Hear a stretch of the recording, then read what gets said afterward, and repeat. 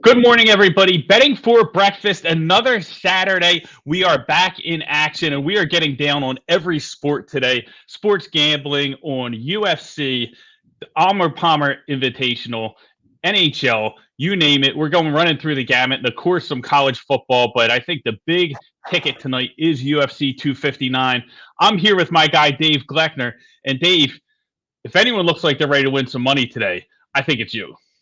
What's happening, Captain? I'm ready, baby. Coming off of 1-2 week. But I got some areas that I really want to pounce on today. Heavy college hoops. We're getting right to tournament time. You got some college, conference championships going on tonight.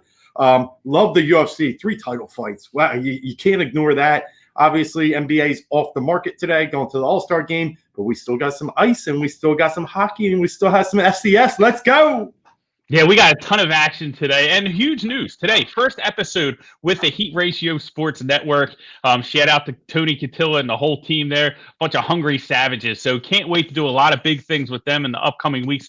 Make sure you go and hit subscribe on the YouTube channel because like Dave said, we have a ton of big things coming up. March Madness, everything's going to be popping up. So we'll be doing our Saturday shows. But hey, we might pop up on Selection Sunday. We might pop up during a big game in NCAA tournament. You never know. So you want those notifications. So head over to the YouTube page, hit that notification, watch us there, interact with us there. That's really the best spot. But Yeah. Dave, I'm excited about joining the team. I think there's a lot of good things that are going to be happening. And now the weather is breaking. Spring is coming. And listen, we got good fights. We got March Madness. We got football. Everything's hitting right now. Yeah, I love it. What you said earlier, we could pop on any time. It might be lunch or dinner. It might not just be breakfast, which is all right. Yeah. I mean, hey, breakfast for dinner might be the best type of breakfast, to be honest with you. Yeah, breakfast for dinner at 4 a.m. is the best. The old Waffle House. Yeah, cheese omelet. There you go. Backgrounds, baby. So we'll get into all that. Excited about the weather. 60-some degrees next week. We might be swinging a little bit too. So yeah, let's get into it, bud.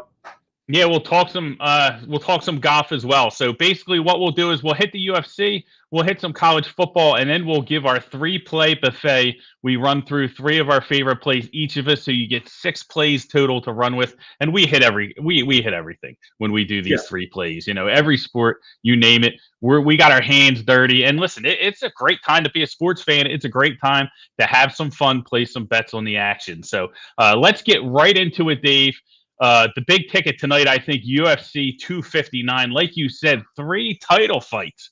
And let's go over each one of them, real briefly. I have one of these in my 3 plays, so I'm not going to give you that till a little bit later. But let's start with the first title fight, Peter Yan against Aljamain Sterling. And this is what I think is going to be the most exciting fight on the card.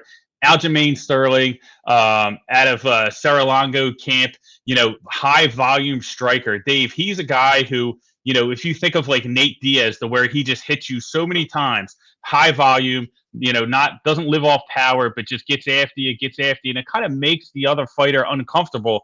But the difference between him and a guy like Nate Diaz is Aljamain Sterling has great wrestling. He has great grappling.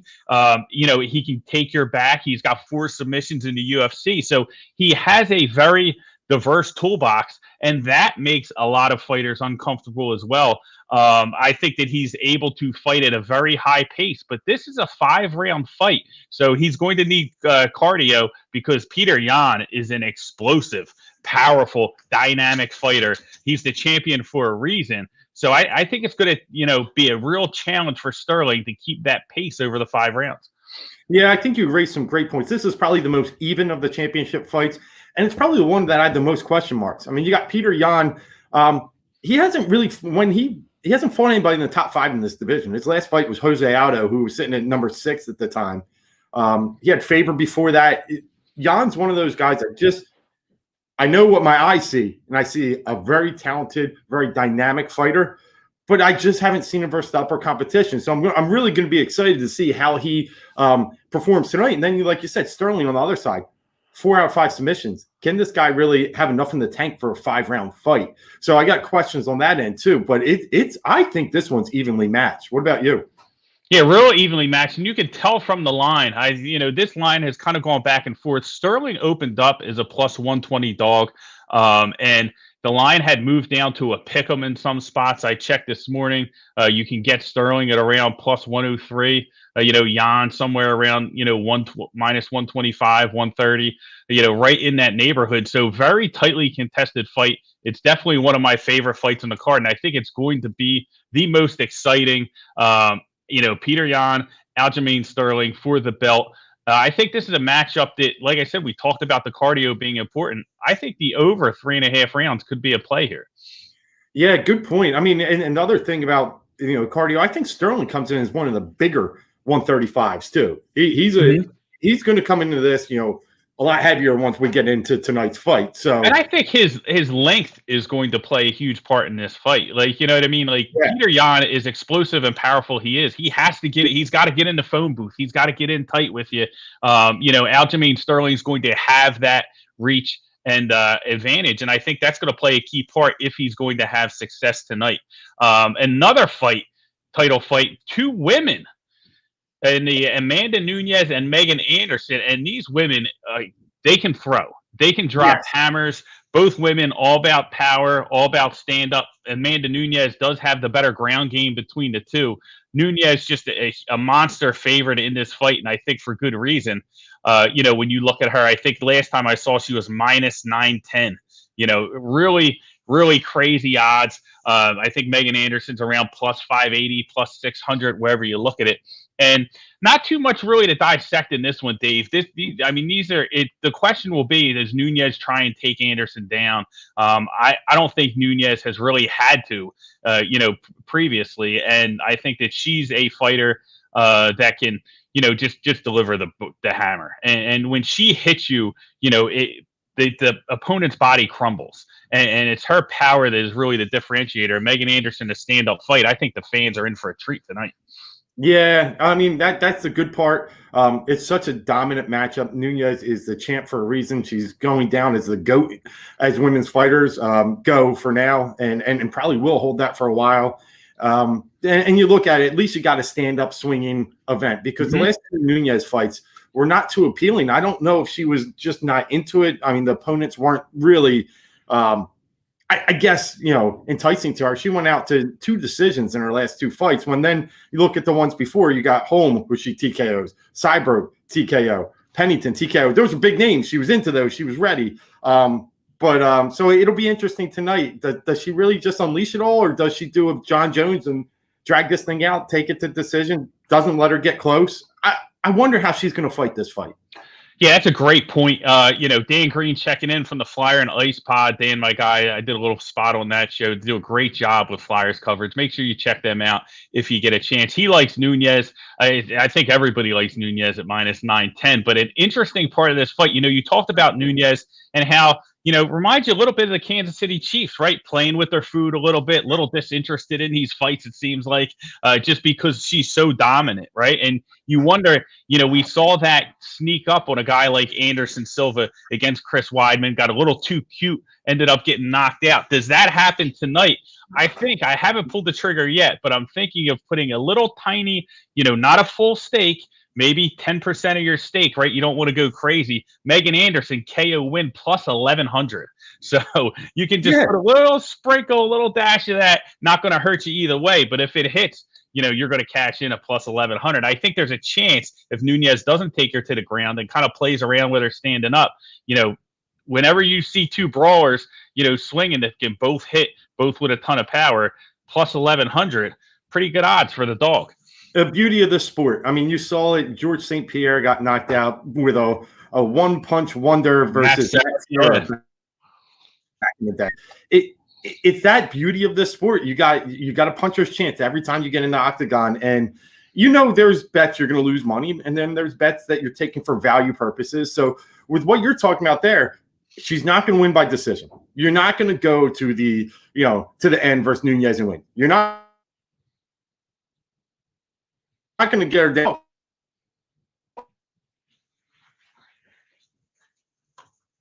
Nope, we lost Dave. I like it. You might get by the time it goes off tonight.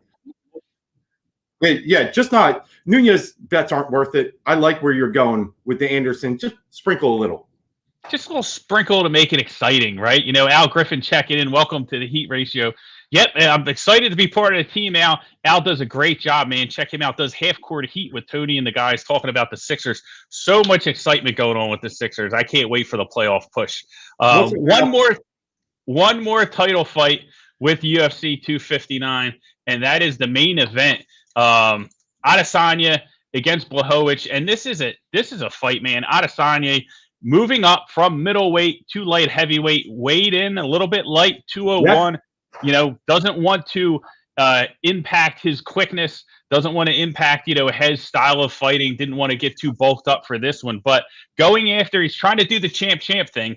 He's the middleweight champion. He's moving up the light heavyweight, trying to get both belts. And I think this is a prime opportunity for him to do it. You see him 20-0 in his mixed martial arts career, minus 235 favorite, moving up a weight class, fighting for the belt. Blachowicz a plus 187 dog. Well, the 187 is the code for right murder. We could see a murder tonight between these two fighters because it's going to be Adesanya is a guy who just continues to impress me every time he's in there. Just how dynamic and fluid has great distance control in the cage, his range, and his speed and accuracy. And I think that's going to be huge in this fight. There are some people on the dog with Blachowicz. I've heard it, and it makes sense. They think he can kind of use his size, wear Adesanya down, and deliver the boom. Blachowicz is a guy who's won 4 in a row. The big upset was against Dominic Cruz to win the belt at UFC 253. Knocked him out, but has won 4 in a row. The last loss, Thiago Santos, and that was against a more speedier guy. You know what I mean? So that's something we need to keep in the back of our minds. But winner of 8 of his last 9. And the weird thing about Blachowicz, when you talk about a champion, he was the underdog in most of those fights. This is a guy who continues to prove people wrong. Everyone continues to doubt him. Do you think he has any chance to do the same thing tonight? That's a great point. He's 4-1 as an outright underdog, winning when he's plus 180 or more. And what'd you say? Plus 187? He's right in that. He's right in his pocket where he likes to be. 4-1. Yeah, the most wins in UFC history at that rate. Yes, I do think he has a chance. But you bring up Adesanya. He's called the style bender for a reason, right? This guy comes at you from so many different angles, can do so many different things. He is compared to John Jones for those reasons, but he's a lot different because of his I really think his boxing ability, separates him a little more from a style perspective from John Jones. And hey, he's trying to be the 5th fighter all time to hold, belts at multiple levels at the same time. He's trying to be I think it's the 5th fighter all time to win his first 10 UFC fights. He's got a lot on tonight. He ate that pizza after the weigh-in, so that's going to help him get his weight up. But I really do think Blachowicz has a shot in this fight due to the size, due to his ability to take down. He has one of the highest takedown rates in all UFC history, 52%. Now, he doesn't do it a lot, but when he does it, he's successful. So I think there's a shot.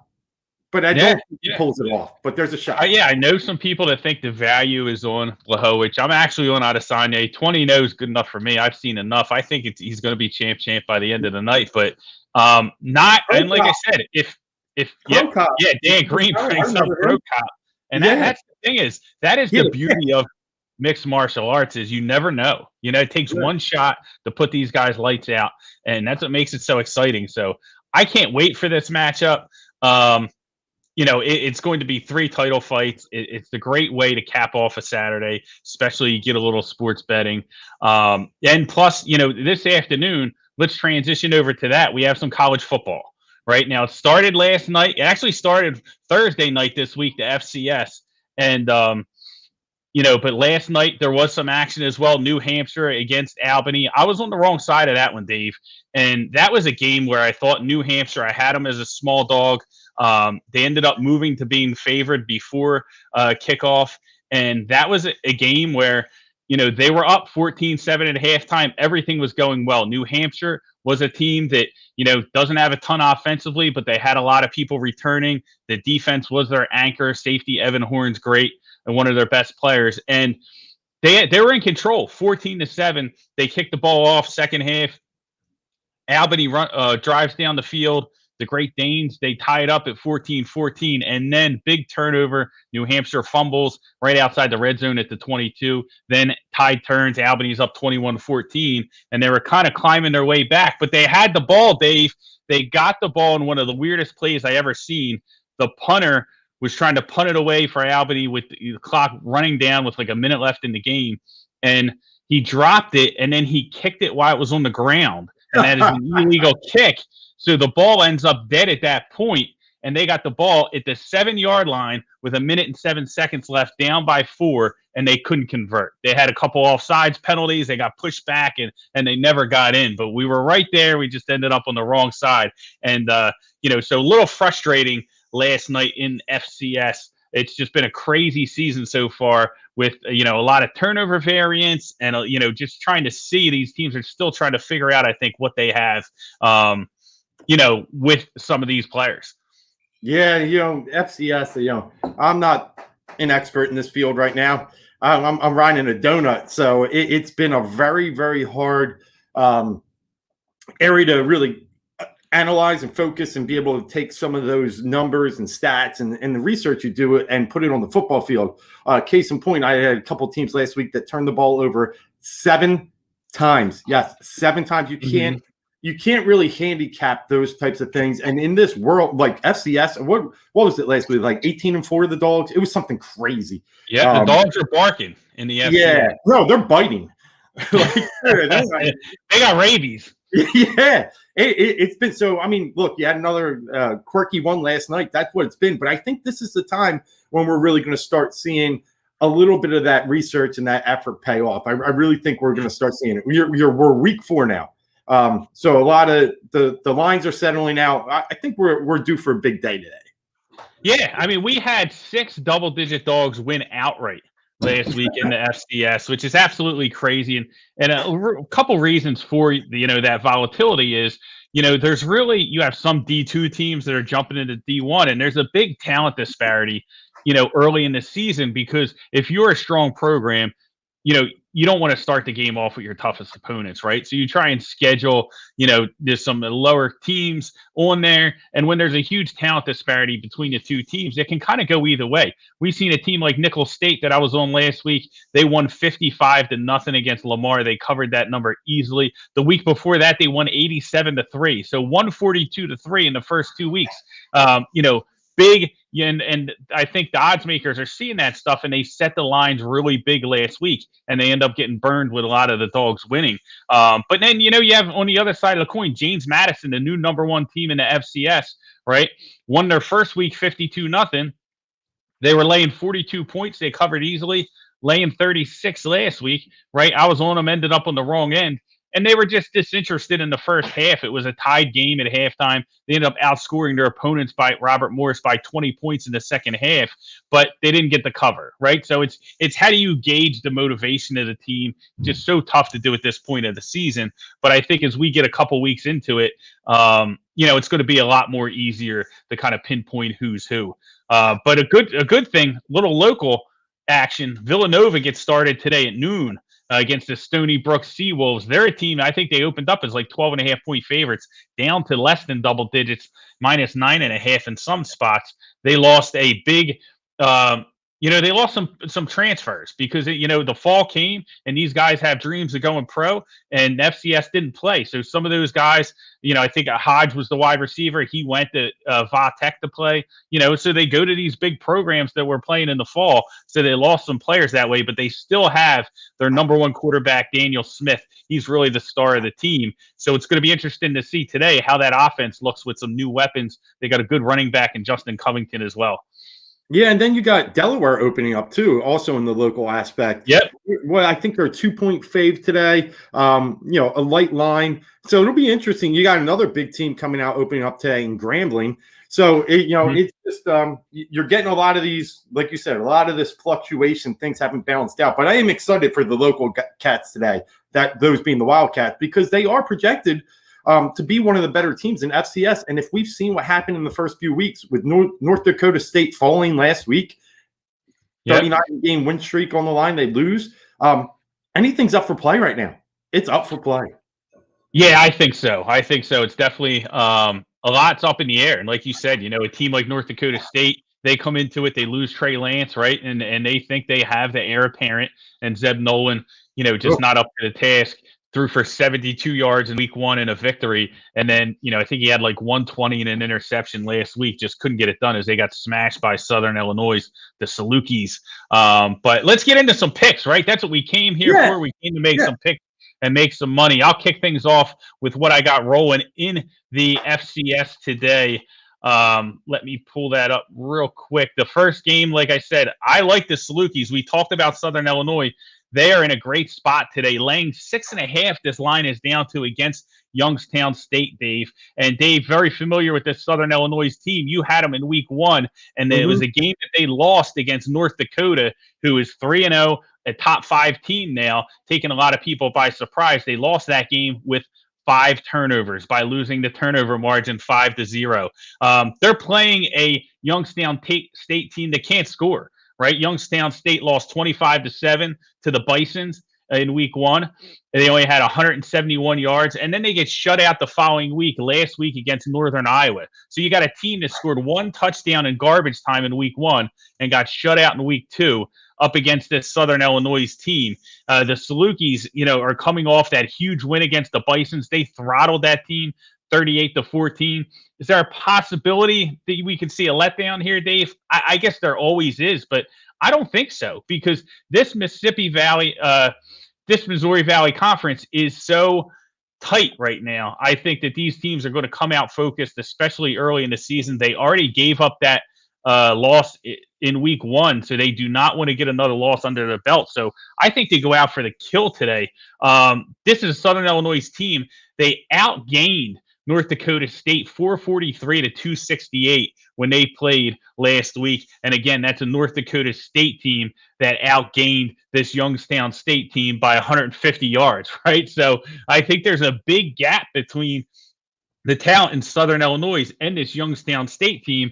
And Youngstown State can't score, so they're not going to score a ton of points. Southern Illinois probably just has to get to, the mid-20s to cover this game. Might even cover with 21 points the way Youngstown State's offense has been. So I like them here. They were an 11th ranked team coming into the season. I think that they're really good. Now we're laying 6.5 points, and they're a team that scored 21 points with 5 turnovers and still scored 21 in week 1 and 38 in 2 games against 2 top teams. So I really like Southern Illinois here, laying the points against Youngstown State.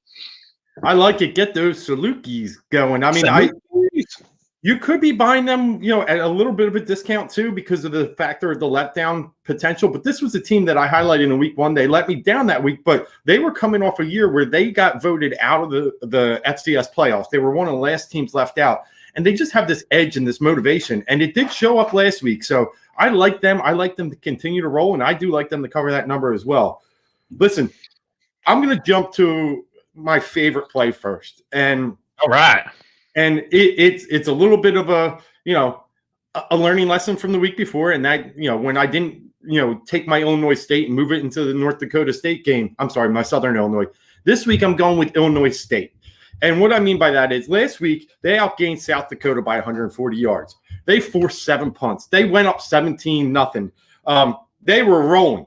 And they lose the game 27-20. And why did they lose the game 27-20 and get outscored 27-3 the rest of the way? 7 turnovers. And I think 6 of them happened in plus territory, or their territory, giving South Dakota easy fields to traverse and put up points. It was just an absolute fluke. Illinois State has a great defense. They were ranked in the top 5 in the FCS polls coming into the season, and they just had a speed bump. It happens. Today, they're getting 8.5 points at Drums' favorite team, Northern Iowa. He knows they're frauds. I think you're getting a great value in this team today, and I think you got a potential for an outright. People are sleeping on Illinois State. Northern Iowa has not looked good, even though they're 2-0. They just have – I think they average under 300 yards per game. I like Illinois State today to rebound. Quarterback Bryce Jefferson to hold on to the ball, learn from his lessons in week 1. And I think they dynamically put up points on that team. And that defense, give them a full field to play defense. I think they hold Northern Iowa under 20. Dave, I love this pick. I'm on this pick as well. This is a great pick here. We're getting great value at plus 8.5 because Northern Iowa's numbers inflated. They're the number 3 team in the FCS, ranked top 3. So, you're paying a tax with them here. And you're right. Your point is the offense hasn't got going, right? Against Youngstown State, we just talked about how bad they were a few minutes ago, right? That game, they won 21-0 last week. That was 6-0 going into the 4th. Quarterback McElwain, 15 of 30 against Youngstown State, not very good. And you talked about this Illinois State defense. They only allowed 2.1 yards per carry against South Dakota in that game, right? So now you have a Northern Iowa offense that really needs to run in order to get any traction against a run defense that can hold its own. I mean, listen, I know South Dakota might not be the most efficient running team in the league, but 2.1 yards per carry is 2.1 yards per carry. So yeah. I'm going to take that defense. They're going to make McElwain and they're going to make Northern Iowa throw the ball. And that's not what Northern Iowa wants to do. Or the other quarterback on the other side, Bryce Jefferson, you talked about him, very dynamic. The turnovers killed him. 4 picks, 2 fumbles, right? But he averaged 18 yards per completion, 8.2 yards per attempt. So they are pushing the ball down the field. And so, they won yards per play in that matchup, 6 to 4.1. So I think there's value here. We got an explosive offense with Illinois State that really pushes the ball down the field against a big favorite that can't score any points. I like it. I mean, I think this 8.5, the fact that this went over 7, it's smash time. I mean, it's smash time on Illinois State, man. I really like them. But let me get into another game that I have circled here. And this is a good one. This is the last game that I have on the card here, I think, is this Southeastern Louisiana, minus 11.5 against McNeese State. And we're very familiar, Dave, with McNeese State because they're a team that we faded in week 1 with Tarleton, and they pulled it out, right? They were getting smoked. They were down 14 points. Tarleton took their foot off the gas, and McNeese State was able to come back and get the victory, right? So, and then they were off the following week, and then last week they came back, and they got absolutely throttled against an Incarnate Word team that is not very good. You know what I mean? Like, they're really not very good. Southeastern Louisiana, on the other hand, the Lions laying a big number here, 11.5, but I think it's warranted, right? Because we saw Southeastern Louisiana last week against Sam Houston in the most exciting game I've seen so far in the FCS, 43-38. It was really a great showing. That Sam Houston State defense is very good, and they put up a ton of points. Quarterback Cole Kelly, 462 yards, 4 touchdowns in that matchup. So this was the number 1 passing attack in the whole FCS last season. They got their quarterback back. They got all 3 of their receivers back. They have their all-conference tight end back. They're going to score a ton of points against this McNeese State defense that has played poor competition and really hasn't showed up. Incarnate Word's true freshman quarterback Cameron Ward smoked them 300 yards and 4 touchdowns. Incarnate Word's just supposed to be a middle of the pack team. They're trotting a true freshman out there, and he is just sizzling this defense of McNeese State. So imagine what Cole Kelly and this Southeastern Louisiana offense is going to do. I think they might drop 50. I don't see there's any way that they can keep up. I mean, that McNeese State can keep up. If you're putting up 38 points against Sam Houston State, it might be 60 out of Cole Kelly. So I think that this is a huge spot here. I lay the points. This line is way too short. Even at 11.5, I go get it. I got it at 8.5 earlier in the week, but it's all the way up to 11.5. It's probably going to keep going. Yeah, dude, I like it. That's one that is deep into the book there. I like it. I didn't have that. Yeah. Nice. Anything else on college football that we got, or do we hit it all? Yeah, no, I actually had 2 other, and I'll make them quick. I am going to go with JMU today. 21-point favorites versus Elon. Their last 3 trips down to Elon, they're 3-0 all time down there. Have won by an average of 38 points. Last week you focused on, you talked about a little bit disinterested. That is very possibly a fact. But the other fact is they turned the ball over 3 times in their own territory, and allowing their quarterback Cole Johnson was just sloppy with the ball. But they're a better team. They've led up a total of 16 yards rushing all season in 2 games. Their defense is nasty. It's fierce. And I think they get that little fire back today. I'll take the 21. I actually think it's a light number. So I hope I'm not being too square on this one. And then the last one, give me some Coach Prime. I want some Coach Prime. Oh, Deion Sanders, baby. Give me some Deion. Find his chains and all his jewelry. We got it back. He's going against Grambling State today. He's the coach of Jackson State, in case you don't know. They're getting 10.5 down in Grambling State. Grambling's just opening their season because they've had a couple cancellations because of COVID. Grambling's won the last 5 against Jackson State, all by over 15 points. But there's something about Coach Prime. And I just think he's going to have that motivation. He knows he's not all about, what happened in the past. He's about now. He'll use that past as motivation. I think you're getting a nice number against a team that's motivated and a Grambling team that's coming in. You don't know what you're going to get. Drums, I think you've thrown out those lines. These teams that start without a game under their belt sometimes start slow. We saw it last week with Illinois State. So give me Coach Prime, Jackson State. I love it. Dan Green checking in. He's placing bets on all our games. I love it, dude. Hopefully we can all win some money today. And of course, Andre checking in as well. He does some work with them with the half court heat. Good to see him. Make sure you check out that.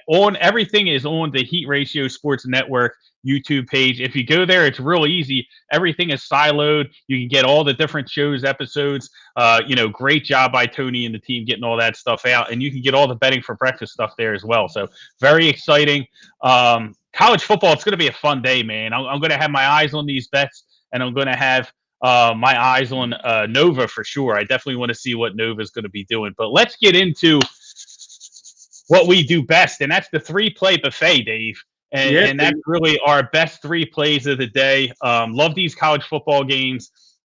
But, we really like to center in and give the people 3 plays that we think that they can go to war with today. And I'm excited. You want to lead things off for you? Which direction are we going? Oh, definitely hardwood. We get down on every sport. So let me know where we're going.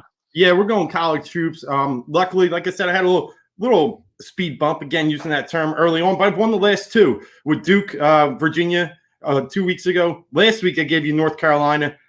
Nice win against Florida State. We might get into those 2 teams eventually, but really what I'm looking at here is I'm starting to look at the tournament. I'm starting to look at the bubbles. And when you look at Joe Lunardi's recent bubble and his bracket, you're looking at some of the first 4 teams out are Seton Hall, St. Louis, Utah State, and Duke.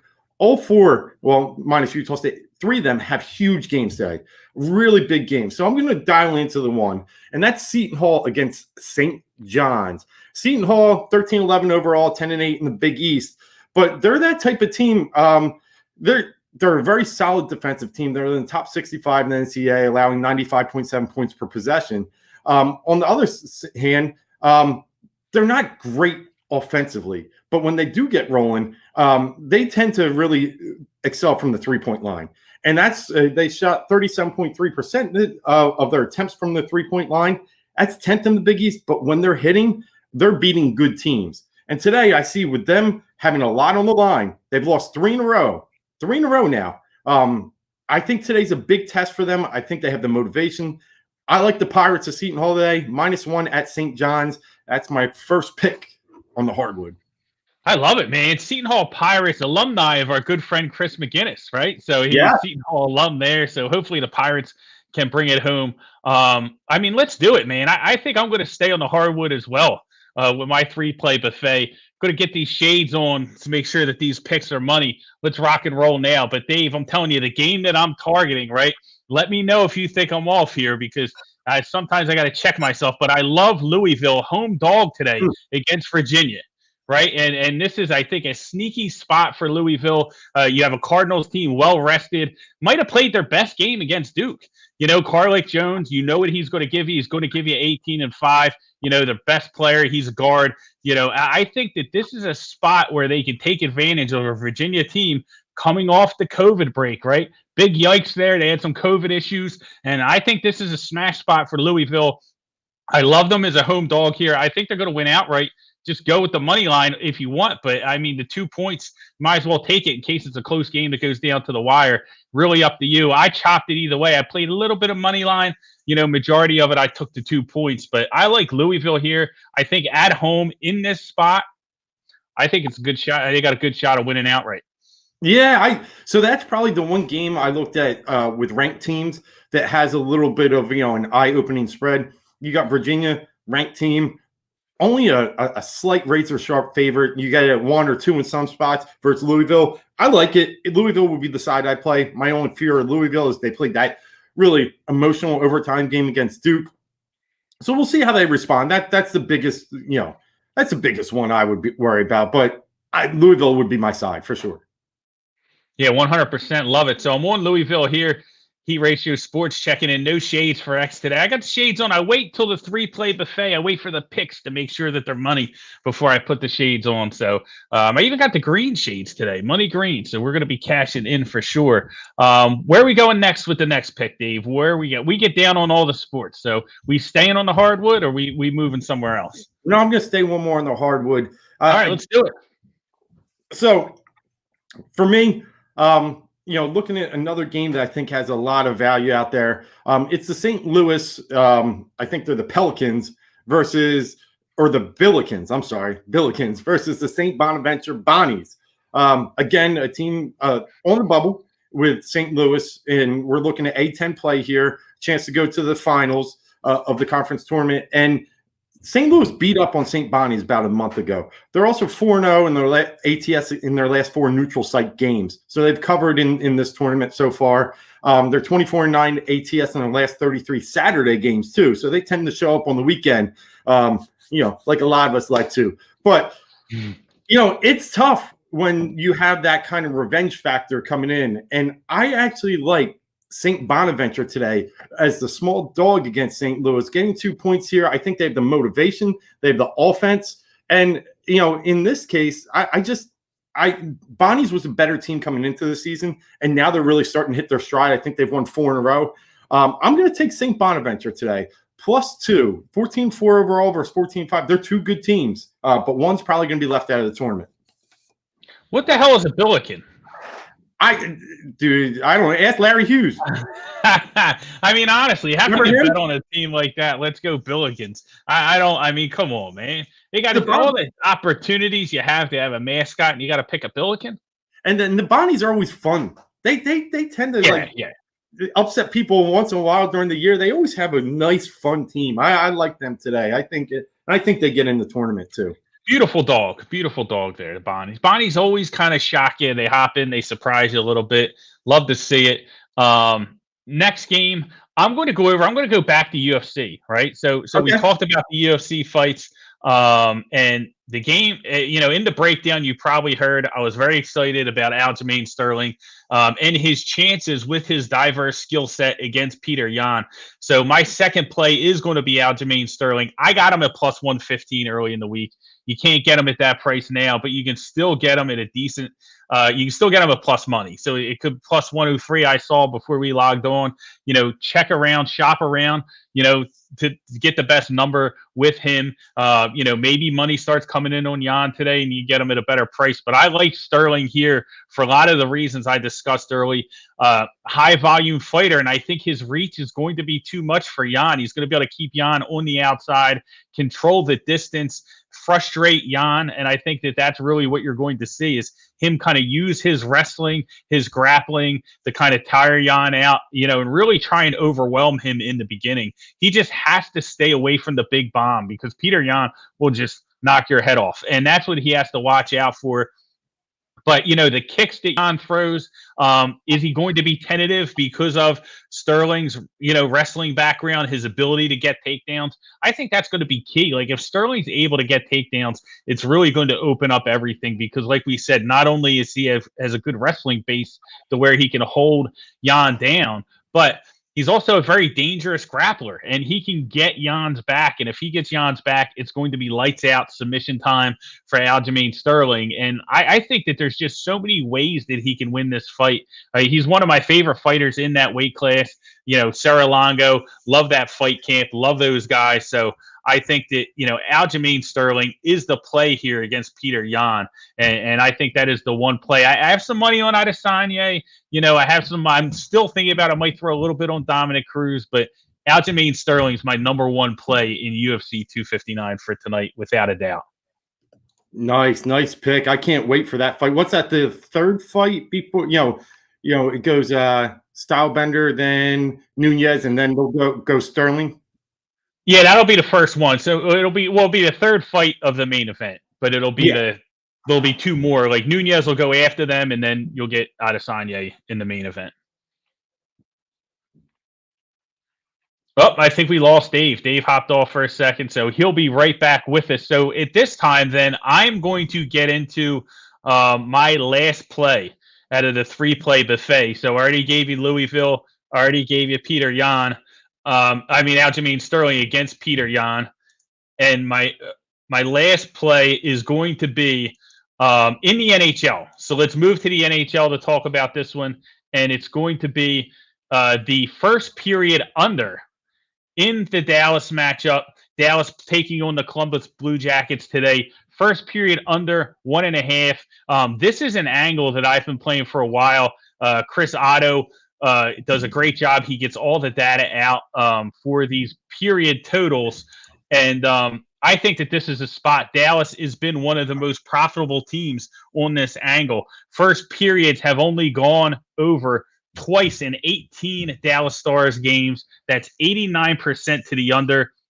We look at the Columbus Blue Jackets, 11 overs in 25 games, right? So 14 of the 25 have gone under as well. But Dallas is really the key here. Only 2 of 18 games, that's 11% of those games have gone over, 89% to the under. So with these two teams, we're going to take Dallas, the Columbus matchup, under 1.5 goals in the first period. Been playing these angles with the period totals lately. Love it. Been very profitable. We're going to keep it going. You're going to pay a little bit of juice. They're on to us. It's going to probably be around 130, somewhere in that range. But I think it's definitely a play. It's worth the money. It's the win probability much higher than the odds that you're going to pay. So smash Dallas and Columbus today. The under in the first period, 1.5 goals. Nice picks. I don't know what it was. My thing dropped out, but I definitely got back in for that one. I'll be putting. You hit that last weekend too, right? I did, yeah. The period unders have been great. The 3-play buffet went 2-0-1 last week. I had the draw in the UFC, which was with what's her name? De La Rosa. Ended up fighting a majority draw in a fight that she was really kind of getting beat up early. She was lucky that Buena Silva got a point deducted for holding on to the cage, or she probably would have lost that fight. So that was just a miss, but we ended up with a draw. It wasn't that bad. But yeah, the point totals, I've been hammering them. Like I said, Chris Otto does a great job getting the data out on Twitter, and then you can kind of make your decisions from there. But what do you got for the final and the third leg of your 3-play buffet? Yeah, I always like to tap into the golf, right? And I'm eyeing up a matchup today. This is a class field once again. Starting the Florida swing. They did start it last week with the WGC, but it's typically in Mexico.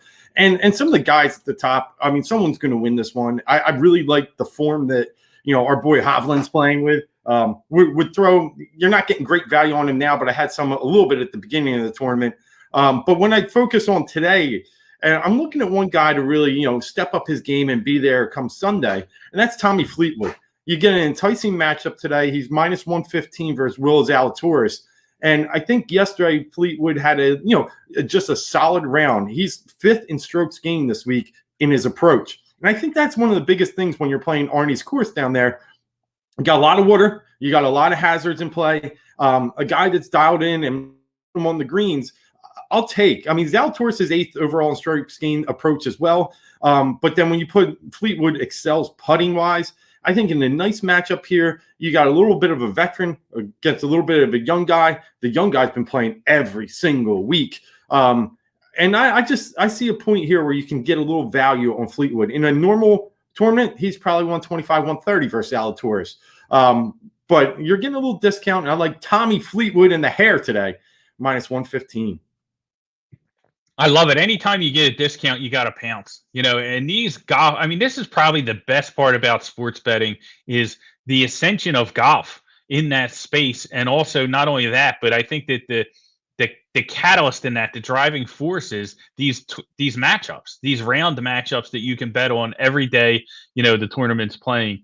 And it's really it's one guy against one guy, and there's a different variety depending on the sports books. You go to DraftKings, you can get a certain set of matchups. You go to BetMGM, you can get a different set. You get a FanDuel, a different set. Yahoo Sportsbook, PointsBet, whatever, sports betting app you use, you can get a variety of these different matchups.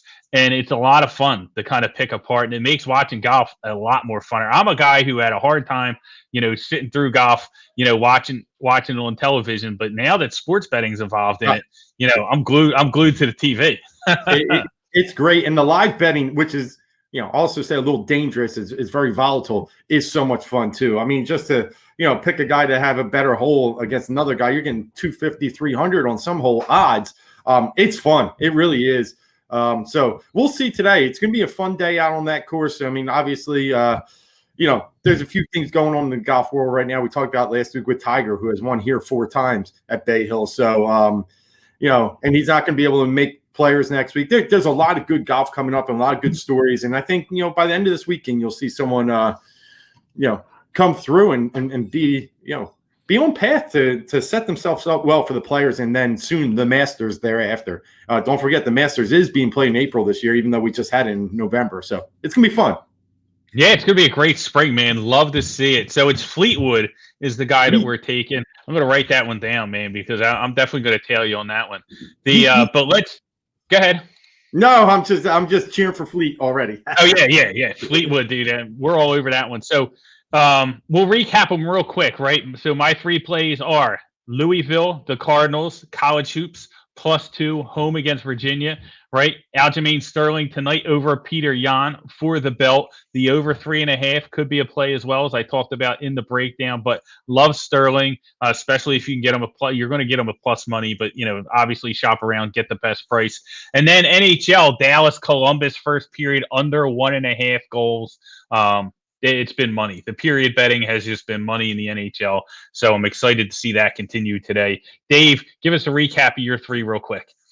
Yeah, I'm going to go to the hardwood, a couple of teams on the bubble. I'm going to tail one team. I'm going to fade another. I'll take Seton Hall -1 today against St. John's, losers of 3 straight. I think you're getting a little value on the line in this game. A little, if they were coming in better form, you see this near 3-4 point, looking at Ken Palm and some other angles. So I'll take Seton Hall -1. And then I'll take St. Bonaventure in the A10 semis +2 against the Billikens of St. Louis. Then I'll end up with golf today, teeing off here shortly within the next half hour or so. Tommy Fleetwood -115 against Will the Thrill Zalatoris, both owners of some nice hair, but I'll take the guy from over the pond today. Love to see it. Love to see it. And listen, if you want, man, you can put in a little, betting for breakfast college hoops parlay, right? 3-team parlay action with the Bonnies, with Seton Hall, and with Louisville, right? And, hey, you hit all 3, you got a nice little 3-play parlay. But don't go nuts with the parlays. Straight bets. That's our style. We like to get those wins in. And we're going to see plenty of them today. So we want to thank everybody for joining us. Make sure you hit subscribe on the Heat Ratio Sports YouTube channel. You can get all our action. It'll give you the notification. Boom. That way, whenever we pop on, you can see us. You can see that we're there, and you can come join us, hang out and be a part of the action, because that's really what it's all about, man. It's all about, giving as much information as possible, creating that community to where, you give us information, we give you information, everyone's working together to get these wins, because ultimately it's us against the books. And, it's a lot of fun to watch these games and bet on sports nowadays. And it's just growing and growing and growing. So we're excited to be such a huge part of it. Dave, any parting thoughts for everybody before we log off? No, buddy, you hit it all. I just can't wait for another good, solid weekend of sports action. Today is jam-packed, and it's going to be that way going forward, throughout the rest of this spring for sure. And I just can't wait to talk it with you, break down, find those odd games, find those spreads that we just really think stand out, like you did today with Louisville and Virginia. So can't wait, bud. Been good. Awesome. Well, we'll be back next Saturday. Make sure you look out for us. We will be here at Heat Ratio Sports Network. Everybody have a great day. Hope you win all your bets. We're gonna depart now, so you have some time to get them in. It's almost noon, so some of this stuff kicks off at noon. You want to hit your sportsbook app, punch it in, so we can all be winners today. But thanks for joining us, and we'll be back next week.